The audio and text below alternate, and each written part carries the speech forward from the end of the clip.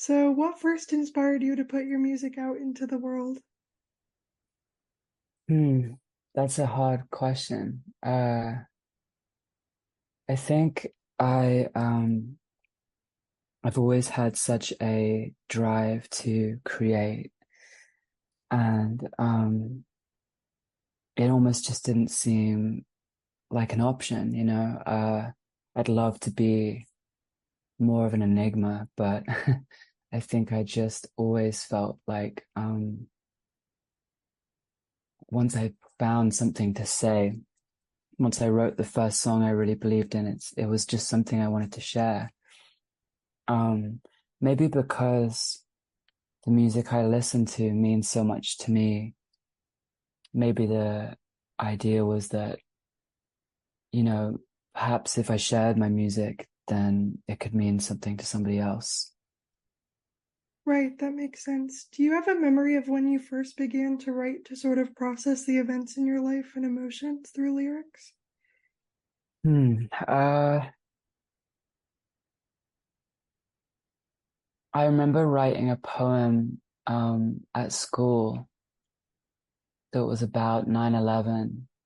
Um, and I think because that the images we saw and the story of it was so impactful, like even over in London, it was pretty horrifying to imagine as a child. So that's like the first time I remember, alchemizing something I was feeling into something that resembled lyrics. But I didn't start writing songs until I was maybe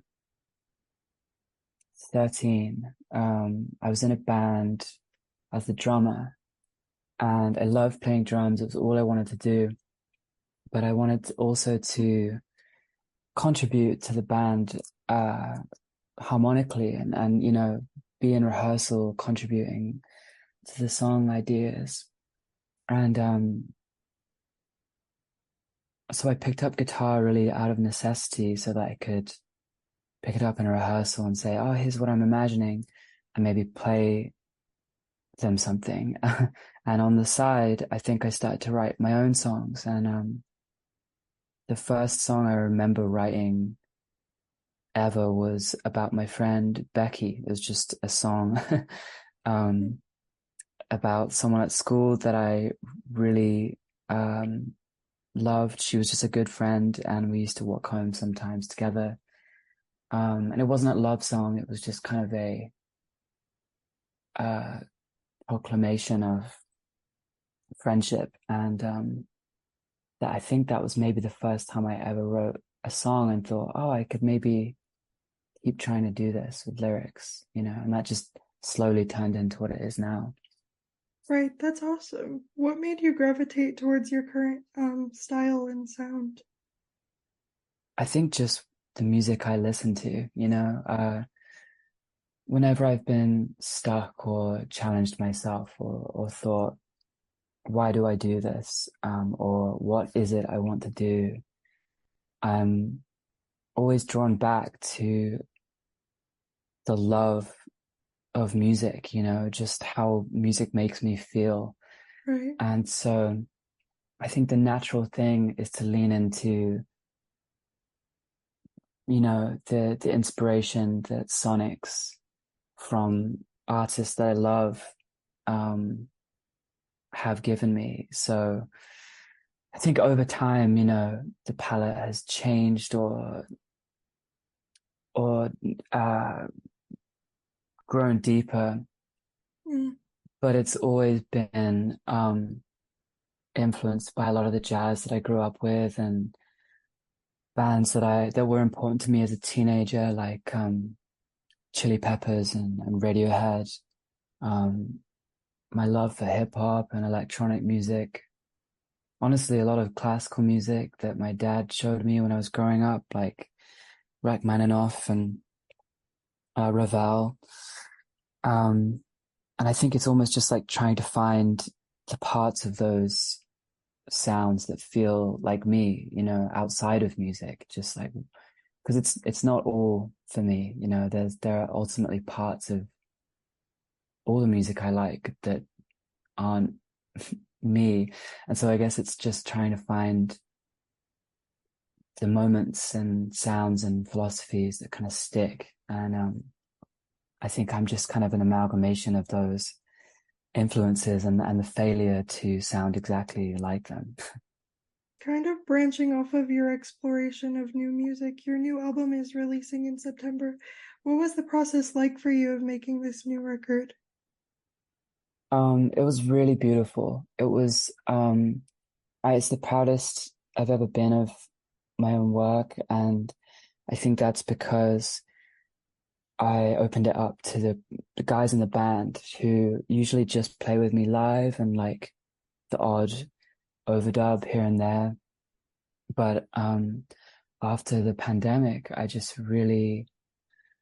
missed playing with them, and I also felt that the most valuable part of the project to me was how it feels to play with them live and how the songs evolve when we improvise. So I think this time round with album two, it was really important to me to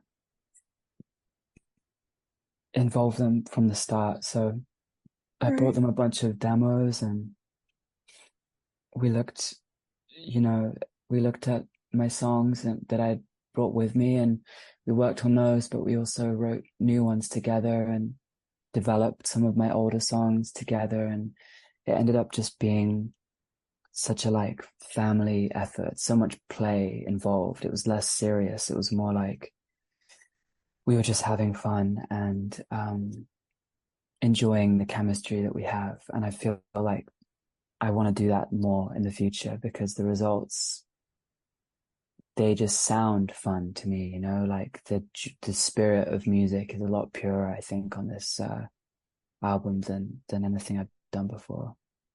Right. What was it like for you at first to sort of open your work up to collaboration, especially since you've mainly worked by yourself on new music? It was scary, you know. I'm not a very good or I should say I'm not gonna like speak down on myself, but I'm not a very natural leader. It's not like I said to you before, I started out as a drummer and it's not really in my nature to want to sort of dictate at all. So it's nervous. It's easier in rehearsals when we're kind of practicing for live stuff, but I'm so kind of involved with the vision of Puma Blue and so sure of what I want sometimes that I was scared to like involve the other guys and I didn't want it to complicate our friendships, but I think in the end um it was just so much fun and actually letting go of the steering wheel a little bit actually brought a lot of comfort because I mean these people are like more than capable Mm. musicians and they're so uh what's the word?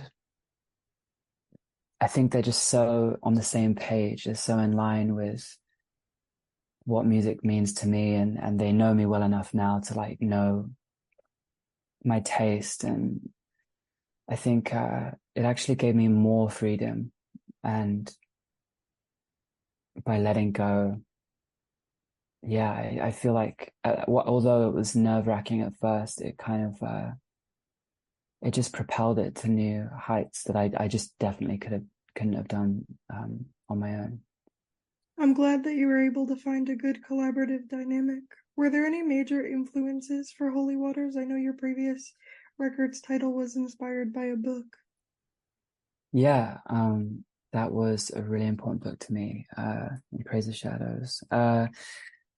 This time, I mean, obviously a lot of music, Portishead were really important because I was trying to kind of marry the live studio element with my sort of lo-fi production at home. And I feel like they've been a really good reference point for me in terms of like how to do that. You know, because it can feel like a bit of a dark art sometimes, like finding this weird middle ground between just having like live recorded music where it's just us jamming or performing like a single take of a song, but not wanting to just make like a live record or something that didn't have that kind of exciting production element to it. So I was listening to a lot of Portishead. I got really into the band Can um, from Germany when I was writing this record. And I feel like a lot of our jams were Can inspired. Pink Floyd as well. I already mentioned him, but Ravel, um, DJ Shadow, this band Lifetones. I was really influenced as well by the Beatles documentary that came out, the Peter Jackson film, because I'd sort of built the Beatles up in my head as these like mysterious wizards, but actually they were just figuring it out on the fly, and they were just so young, and it was actually really refreshing to just see them getting to these beautiful compositions through allowing for just accidents and mistakes to happen. So I think after seeing that, I went into the studio with the guys just with an enthusiasm to be naive and just to sort of play rather than having to be such a, mastermind and have it all figured out. That's amazing that you were able to not only have so many influences, but also sort of let go with this record. I'm glad that you enjoyed the process. I did. It was so fun. It really was the most fun I've ever had making music. That's great. You just released a video for your single Dream of You, and it depicts being chased by death. You also mentioned on Instagram that you changed the ending of the video. How do your music videos tie into the meaning of the music for you and your creative expression?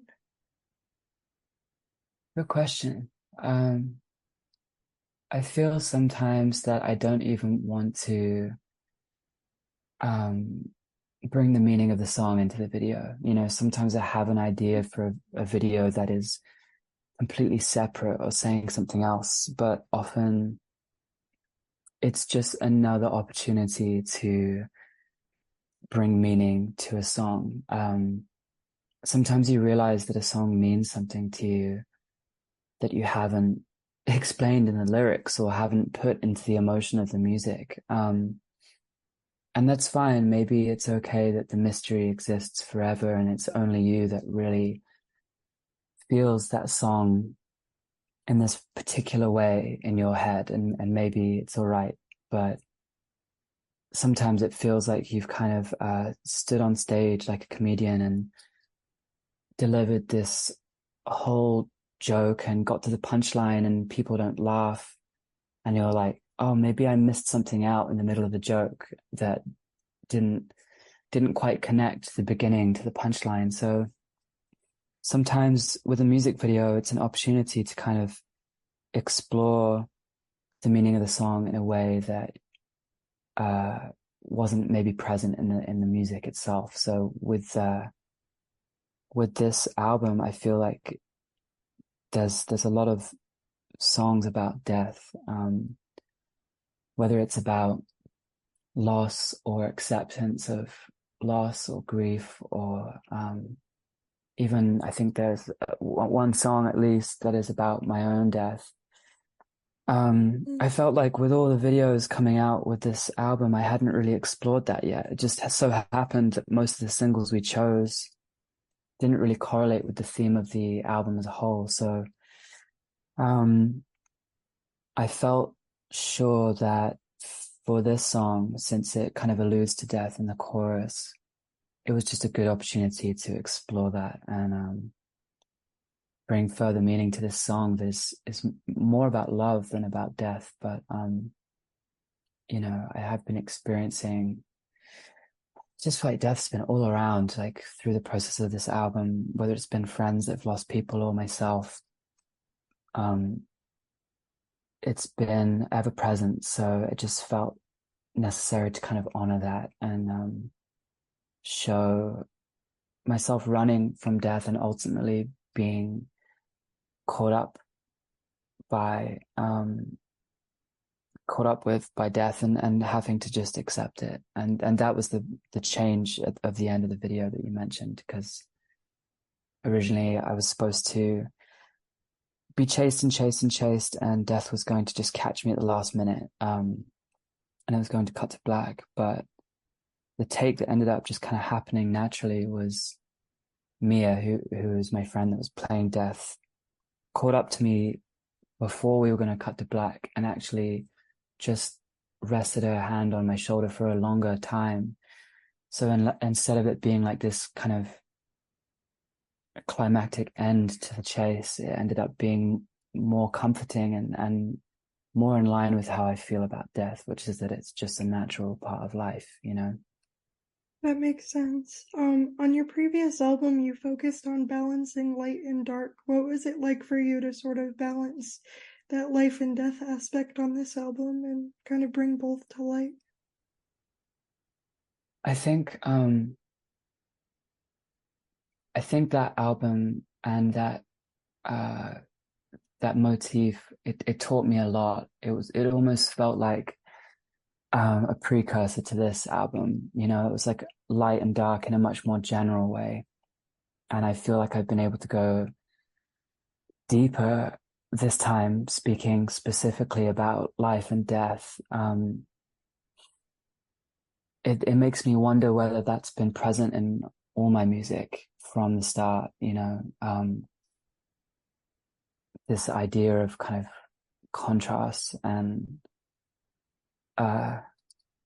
soft and loud or space and intricacy or light and dark.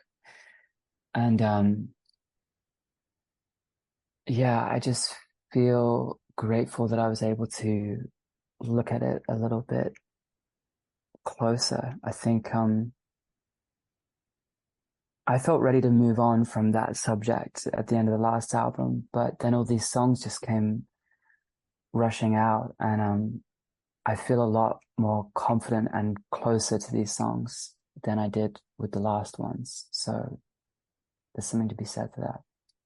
It's good that you feel that way. You've covered a lot of vulnerable topics across your entire discography. Is it a difficult balance to decide what you want to keep for yourself and what you want to put out into the public? That's an interesting question.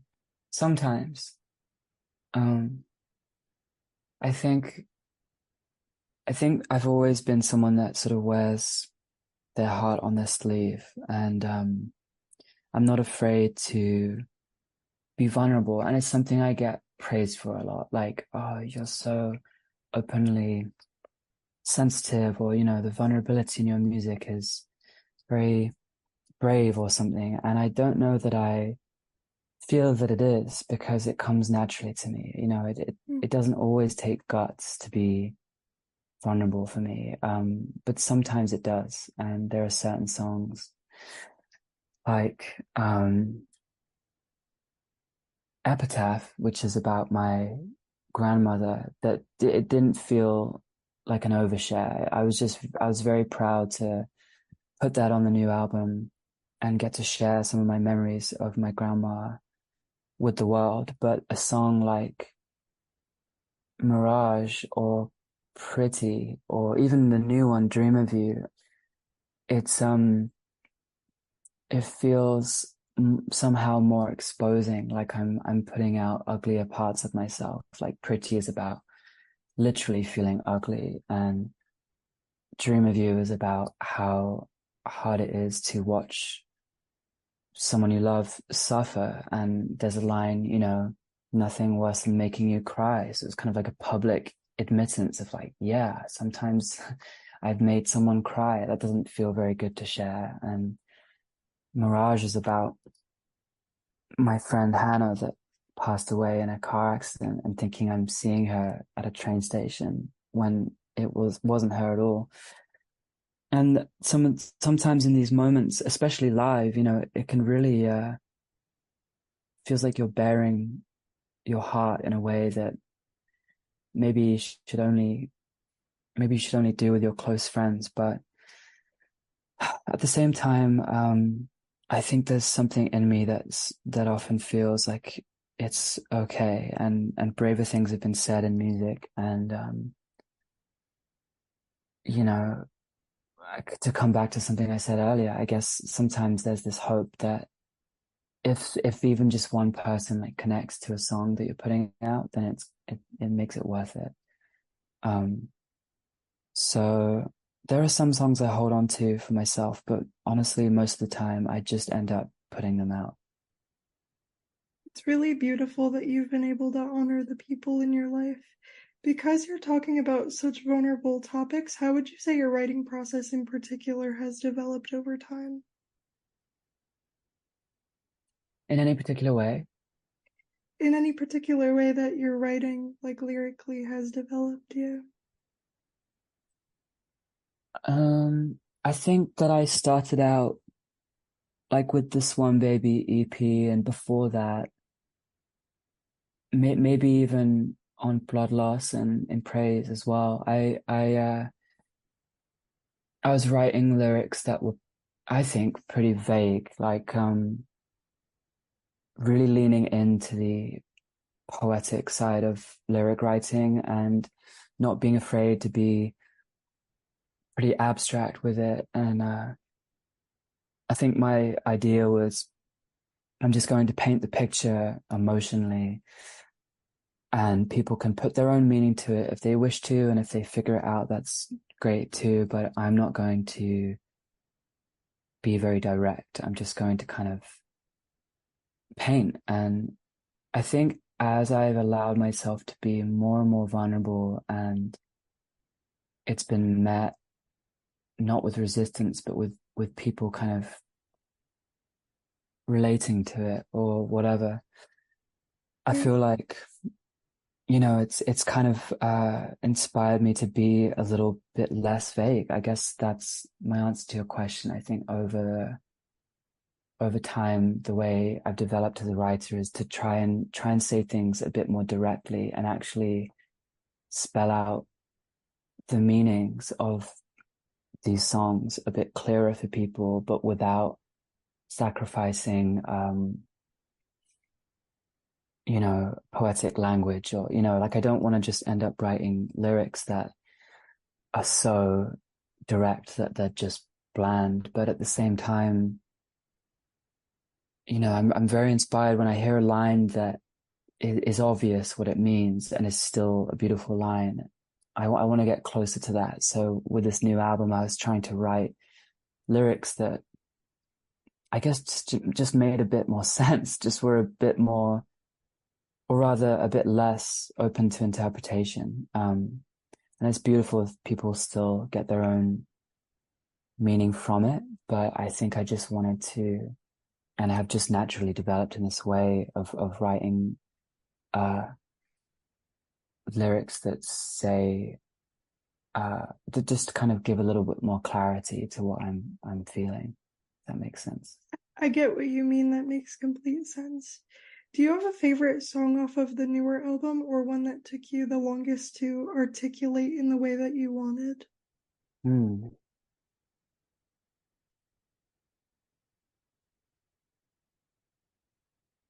I think one that took the longest was Too Much, but that was maybe because musically it was like really hard to like finish the thought.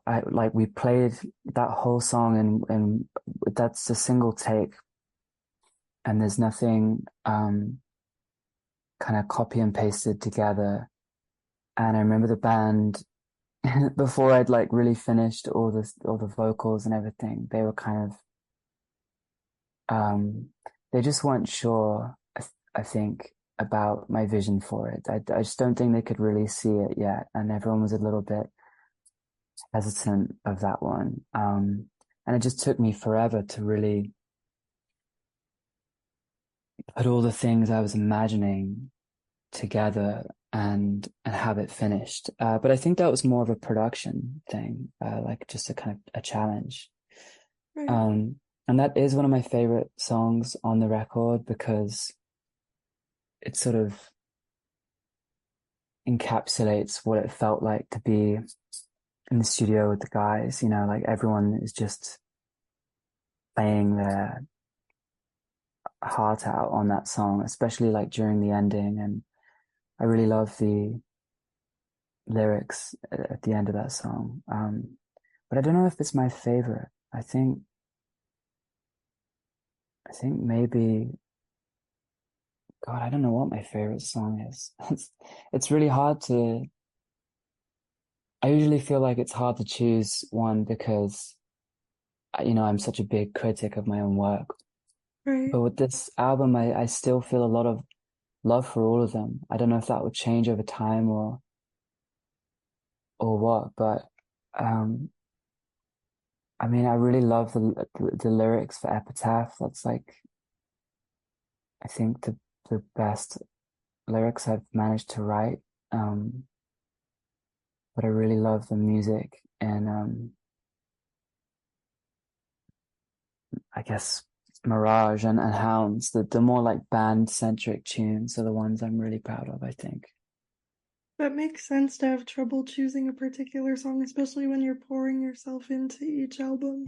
It's a nice feeling. It's a nice change for me. I feel like usually I just have a ton of problems with all the songs after finishing a project, you know, so it's nice Yeah. to be free of that. How do you feel your relationship with the music industry has changed over time? I know you started out independently releasing your music. Yeah, it hasn't changed that much. I still feel very cynical and I'm very wary and pretty discerning. It takes me a lot to trust people easily that are doing something for money. And I know money is like a very necessary part of any industry, but I think I would probably be doing this even if it didn't make me money. I mean, I know I would be because I did do it for a long time before it was my job. And yeah, it's tricky. You kind of when you're a smaller artist like me, I feel like I have to play the game a little bit. You know, I have to post on social media more than I want to, and um, there are certain compromises that just kind of have to be made in order to reach an audience at all. And sometimes that's no big deal, and you're just like, whatever, you know. This is still the best job in the world, but there are other times where it really breaks your heart, or maybe it's just a really difficult decision or something you really don't want to do. And, you know, I try to just let go of the resentment around that because at the end of the day, I'm not working in an office. I still have artistic freedom to do what I want. And that is like the ultimate, victory, you know, like I just wake up every day and I'm an artist and that is all I ever wanted. So I try not to harbor any negative feelings towards the industry, but there I are definitely some. I get what you're saying. That's really beautiful to genuinely make your music out of a place where you really love what you're doing, though. That's the most important thing. I think I'm lucky to be surrounded largely by, like, I've chosen a really special team of people that they all really care and they're all really good people. And um, I wouldn't be doing what I do without them. So, you know, I'm lucky. I think that's like kind of what I've got instead of signing with a big label is like a really beautiful, tightly knit family of people that work on the music with me, you know. That's awesome. Switching gears to talking about tour, you have one starting up in September. What are you looking forward to most about these shows? I think just playing the new songs. I always feel like after I've put a project out and then we tour it, I always feel a little bit stupid for not having recorded that music after tour rather than recording it before tour, because it always feels like once the songs are lived in and once we've had the opportunity to explore where they can go and we've really like developed what we do, they just always sound so much stronger. And I'm always kicking myself like, why didn't we record these songs now? Like, why did we, you know, why did we finish them before they'd been sat in the oven like stewing? And with this album, it's different because we did play them like live and we did kind of live in them and play them together. And there was a lot of just like live happening chemistry in the room. But that being said, I still feel excited to see where these songs will go. I just always encourage the boys to like improvise a lot live, and I'm just really excited to get into them and play these songs and just see what happens. You know, each night is so different, and I'm looking forward to feeling that energy again. I hope that tour goes really well for you and you enjoy it. Thank you so much. Of course. Are there any favorite shows that you've played or venue memories that stick out to you from previous tours? So many, honestly. I really love playing live. It's one of the best aspects of being a musician. I know not everyone loves it, and that's totally okay. But I feel so in love with music when I'm playing music. You know, it's like really where it started for me. It was like interacting with other musicians and um, just the like thrill of the vibrations like in the air. I don't know. You know, it almost sounds cheesy, but I just really, I love it so much. So there've been many shows that felt like a life moment. One that's coming up for me right now though was Music Hall of Williamsburg a few years ago, which is in New York. And I don't know why. I think maybe just the vibes in the room were just special that night. I remember, I feel like there's a lot of shows where I'm focusing on the guitar and I'm proud of, oh, I like played guitar well that show, but then maybe my singing suffers, or a show where I'm trying to sing well and I'm happy with how I sung, but maybe I wasn't like hitting all the moments with the band. And I feel like sometimes it's easy to forget to just be there, like in the present, and like emotionally connect with the lyrics or the chords or whatever. And that was a show where I really had a deep emotional connection with the songs. It's like all the meanings of the lyrics were coming up for me as I was singing them, and all these like faces were coming, like swimming in my memory. And yeah, I think by the end of the show, I felt a lot of different emotions. I was like very stirred. And um, I also remember that just feeling like it was being mirrored back by the audience. They were just a really cool,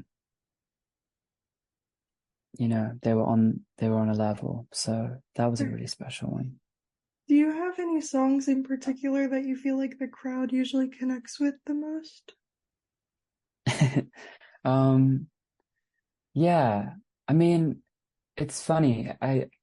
It's hard to tell when people are connecting quietly, and it's easier to tell when people are connecting loudly. So there might have been times where I've got up and played something by myself, or maybe we play Only Trying to Tell You together, which is like more of a ballad, and maybe people are really connecting to it, but because there's silence in the room, I come away and I'm like, did anyone did anyone feel that? I don't know. But definitely it's easier to tell like when people are connecting with I don't know why people love She's Just a Phase. I don't think it's like my strongest song by far. I don't know. I love to play it. It's a really fun one to play with the band, just like on the guitar and to sing. It just feels good. But I don't know if the lyrics are like clever or if the music is or anything like that. But for some reason, people seem to always really connect with that one, and we've started playing it as like the last song in the set recently, and it always just seems to like be a moment that people look forward to, but for the life of me, I don't know why. I don't know why that song. Um, but yeah, I feel like that one for some reason. That's one of my favorites too, and I don't know what it is about it, so it's funny that you say that. Yeah, so you don't know either. That's really interesting. Yeah. Does I, it make you feel something like it it really does. That's one of the ones that I feel like I emotionally connect to the most. Yeah. hmm. I have two more questions for you, but what would you say is your next biggest goal with your music and your career? Wow, you're full of interesting questions. Thank you Thank for you. putting so much thought into this interview. You're welcome. I think I am ready to do something bold. I was really obsessed with subtlety throughout the first album and the EPs that came before it. And I think this new album is the first time in a while where I felt like I'm trying to be myself in a more bold way and just like let it all out and show my true colors a bit more authentically. But I feel like maybe I want to take it further and do something that actually scares me a little bit or challenges what Puma Blue is. And maybe I'll eat my words and put out a super safe pop album or something. But I think I would just like to do something uh that's that's bold. And I don't necessarily mean it has to be like louder or more complicated. In fact, it would be cool if it was more minimal and saying more with less. But yeah, I think that's where I want to go, musically speaking. I don't know if I have goals anymore in terms of like where the project goes, like non-musically speaking, because whenever I set goals, I feel like I get disappointed when the music's not like taking off and I'm not, reaching a wider audience. And in an opposite way, sometimes when I'm not expecting anything to happen, it does. And it's really surprising. And, it can even be overwhelming. So I've stopped trying to like set, um, goals for myself in terms of like how many people I could play to or how many streams or whatever, because I feel like that's actually not helpful and this isn't really what I care about. So I guess I'm trying to focus only now on where the music is going, and the rest of it can kind of just be left up to the universe. I'm excited to see where your music goes next. Thank you so much. Of course. Lastly, my last question. My show centers around music, of course, but also writing. Do you have any current book recommendations? Sure. I recently discovered um Frank O'Hara, which I'm sure for many people is kind of, poetry 101. But yeah, that is new to me. And I've really been loving those poems. So I guess, go and pick up any book of Frank O'Hara's poems. I also just finished reading A Gentleman in Moscow with my partner, and she'd read it before I hadn't. And I was really invested in the characters, and I loved. I feel like I can be quite prejudiced towards like posh people and upper class people, and I can be a little bit of a almost like a ironically a bit of a snoot about snootiness, and I don't I get a bit defensive uh of my upbringing and my I guess